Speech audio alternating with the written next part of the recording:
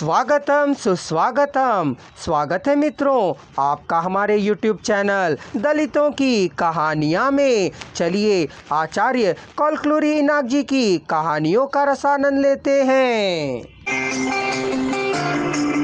एको नारायण का वंश कितनी ही पीढ़ियों से धर्म प्रभुओं का वंश कहलाता आया है। अच्छी ख्याति प्राप्त वंश है। वे यदि वचन देते हैं तो उसे निभा कर ही रहते हैं, वचन से मुकर नहीं जाते हैं। वे उनके वंश को सत्य हरिश्चंद्र का वंश बताते हैं।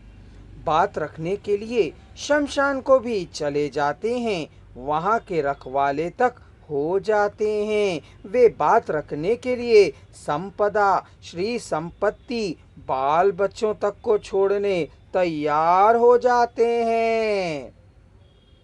एको नारायणा उस वंश का ही वारिस है। हमारे दादाजी को आपके दादाजी ने वचन दिया है, कहने पर एको नारायण उसे निभाता था। वचन रखने के वे इतने पक्के थे।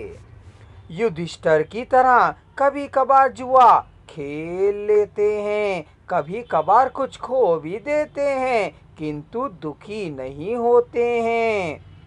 अपने पूर्वजों की तरह व्यसनों के आदि नहीं हैं, पर व्यसन नहीं रखते हैं, कहना भूल होगी। व्यसन के कारण अपनी जमीन जायदाद को नहीं खो बैठे हैं, ऊपर से बढ़ा ही लिया है। जंगलों के मारे मारे भटकते फिरते नहीं रहे हैं, बाल बच्चों को बेच खाया नहीं है। ना घटने वाली प्रतिष्ठा पर सुरक्षित रूप से प्रतिष्ठित होने वाले हैं। एको नारायण। एको नारायण वंश के गौरव मर्यादाओं को बचाकर रखने की जिम्मेदारी को अपने मान की तरह सुरक्षित करते आया है।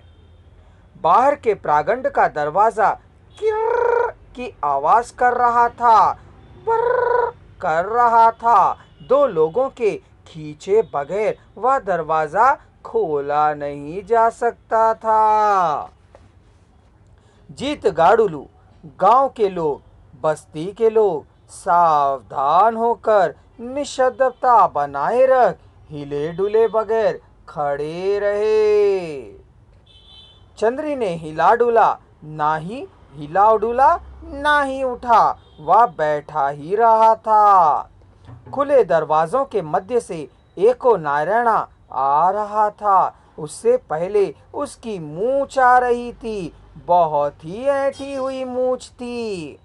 सफेद धोती पहने हुआ था, शान से बैठा, आंखें सूजी हुई थी।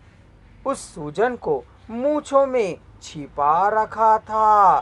सूजन और मूंछों के बीच वंश की मर्यादा प्रतिष्ठा के साथ उनका भविष्य की सुरक्षा भी छिपी हुई थी। माँ और बापू ने चंद्री को उठाने को कहा, पर वह उठा नहीं। उठने को हुआ पर निढाल हुआ। एको नारायणा ना उठने के लिए कहा, गुपचुप ही रहे। किसी ने भी बात नहीं की, सभी निशब्द रहे। चंद्री सिर झुकाकर बस बैठा था। चंद्री के माता पिता ने कहना शुरू किया, अय्या गारू, चंद्री कल सवेरे से कुछ भी नहीं खाया है, पानी तक मुंह में नहीं लगाया है। वह सवेरे से धूप में तपा जा रहा है, घर आने को कहने पर घर नहीं आ रहा है। भार लगाए तो जिद के मारे कहीं जान ही ना दे बैठे, इसका भी डर है। आप ही उसे समझा बुझाकर घर भिजवाने का प्रबंध कीजिए।